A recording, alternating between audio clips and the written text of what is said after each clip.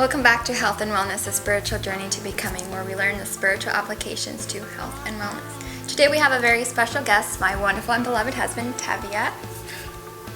Hi everybody, thanks for tuning in and for joining us on this journey. For those that haven't or you're new to the channel, please subscribe at the bottom and you'll get to enjoy new content as it comes out. So today we're going to be talking about turning that frown upside down, and in that regards to driving or moving across country like we have been doing in the last 3 years? 2.5 years. 2.5 years, yeah. 3 times. We moved 3 times cross country in the last 3.5 years.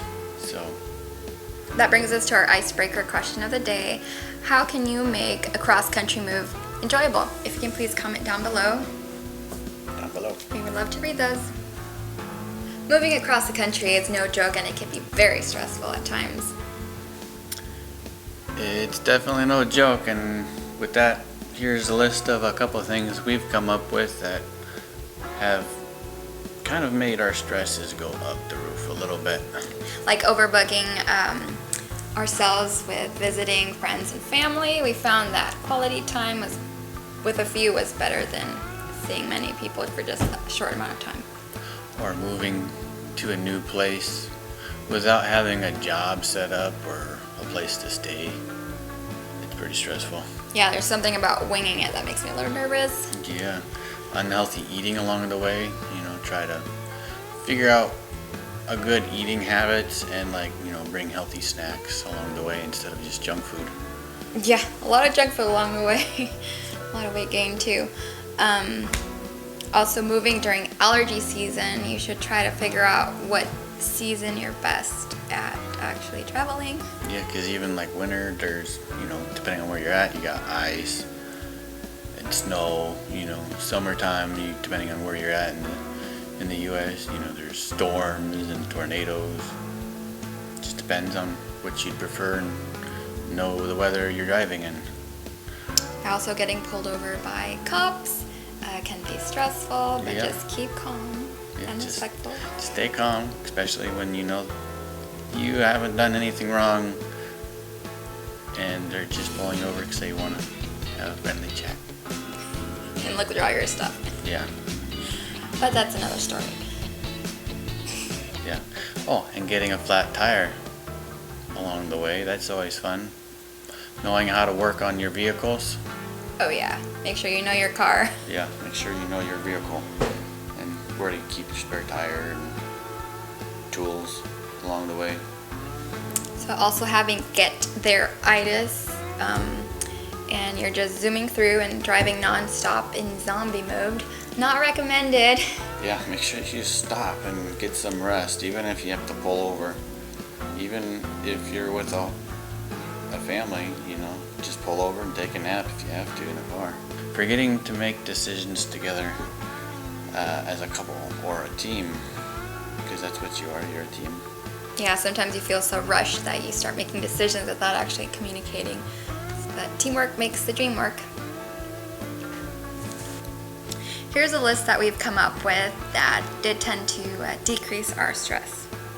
One of them is making a priorities checklist. Get all your ducks in a row first and start at the first duck. What's the most important one? Yeah, and least important at the end. And just work on it little by little. Our last move, we moved 2,000 miles roughly, and we took us a week by the time we said we're moving to the time we left. Work at it as a team. Yep.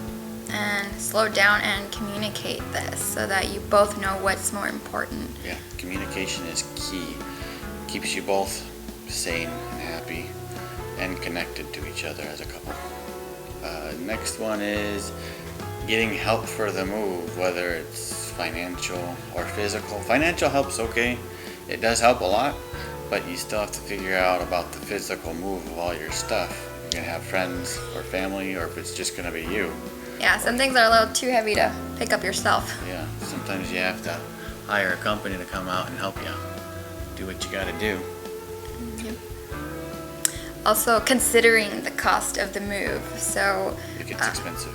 yeah, according to my sources, it seems like it's gonna cost between 4 to 10 grand per cross-country move. So make sure you have the money for it. Yeah, it gets expensive. I wouldn't recommend doing it unless, you had financial means. But sometimes in certain situations you can't stay where you're at and you don't have the money. God will find a way. Or just sell all you have too. Might make rid of the everything. cost of the move better. Like the first time we moved across country, we sold most of our things. It helped out a lot with planning. Just know you're gonna have to buy it again on the other end. Or not.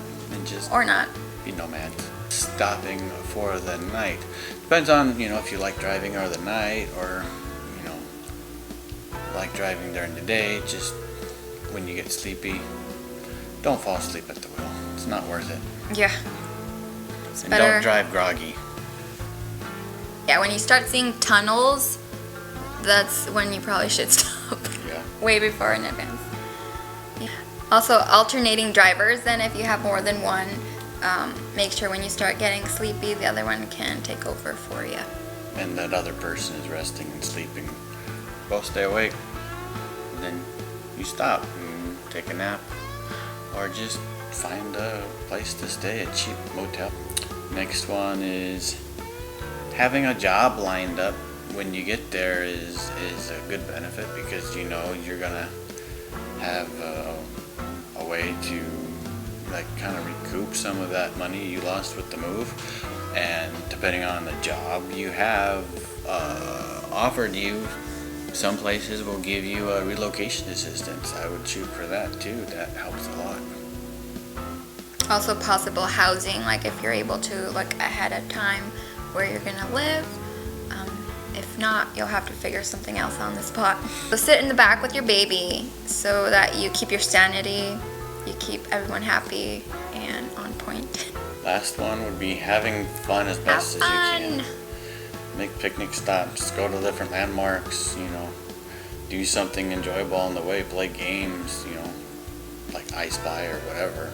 If you have kids, or story time, or play karaoke with loud music so you can't hear your baby screaming. And make sure you're taking frequent stops to stretch, to change that baby's diaper so they don't get diaper rash, and so that you don't get blood clots on your legs. Most importantly, make sure that God is at the center of your life. Admire God's creation while you're on the road.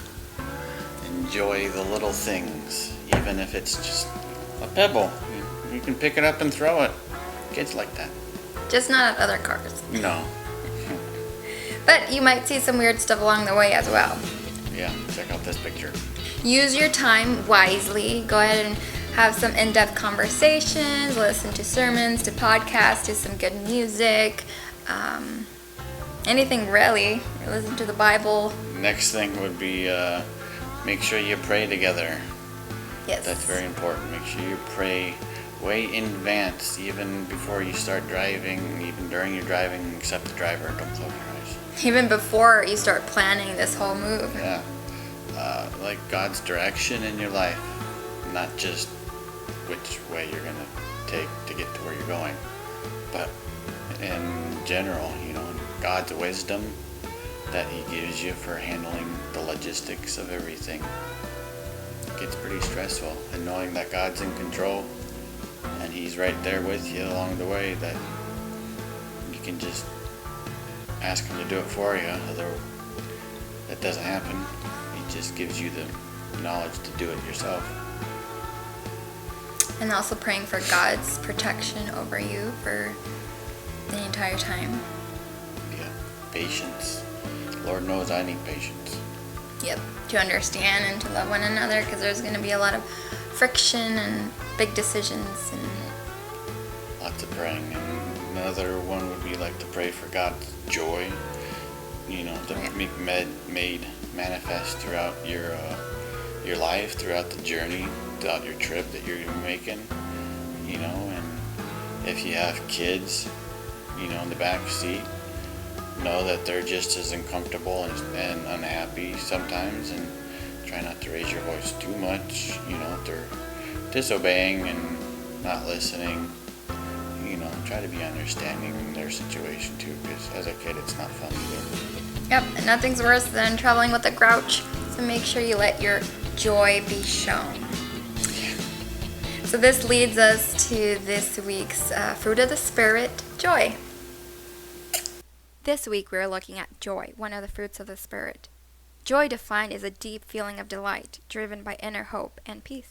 For example, the joy that comes from the hope of holding your newborn child, not the joy of going through labor pains, of course.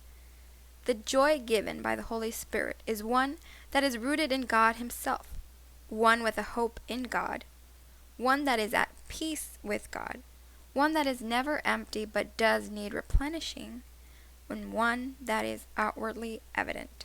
So don't leave your joy hidden inside, let it show. Rejoice because we have a hope and a future in Christ Jesus. 1 Peter 1:8-9 says, "Though you have not seen Him, you love Him. Though you do not now see Him, you believe in Him and rejoice with joy that is inexpressible and filled with glory, obtaining the outcome of your faith, which is the salvation of your souls."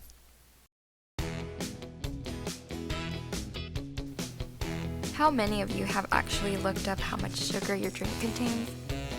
My recent temptations have consisted of Sonic Blast, Steak and Shake milkshakes, and previously Java Chip Frappuccinos at Starbucks. I was afraid to look up the amount of sugar contained in each, but I figured the truth would help me make wiser decisions. Here's what I found. Per standard serving size. Starbucks, you have the Java Chip Frappuccino at more than 60 grams of sugar. Sonic Blast has more than 80 grams of sugar, and a Steak and Shake milkshake has more than 100 grams of sugar.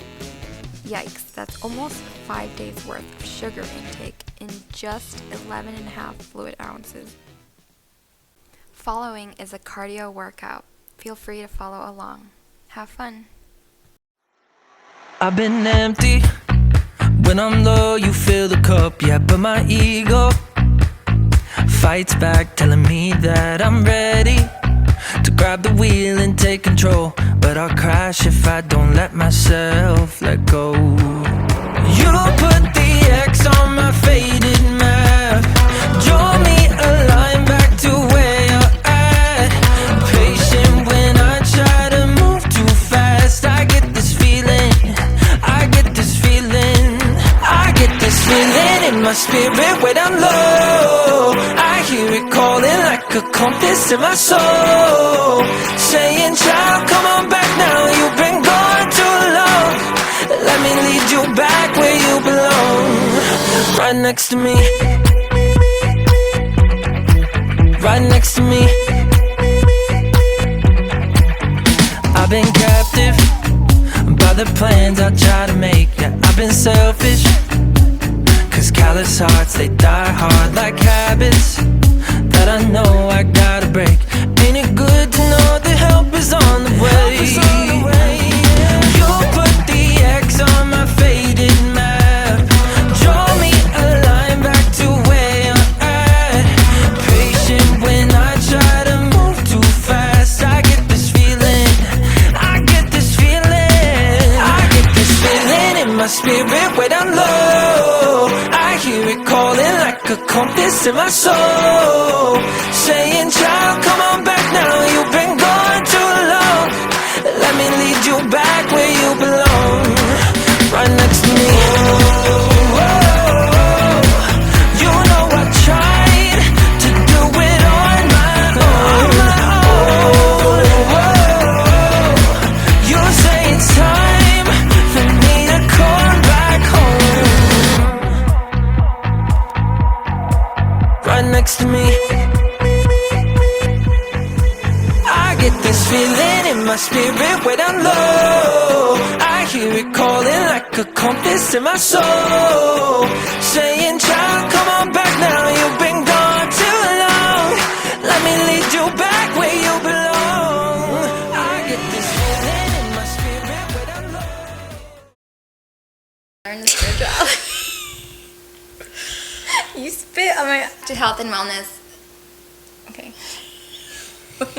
Spiritual journey to becoming, where we learn the spiritual applications to health and wellness.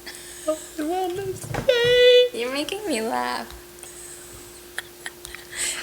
What are we doing? We're gonna look at each other and then look at the camera. Subscribe to there's a little button, I'm sure somewhere's on your screen.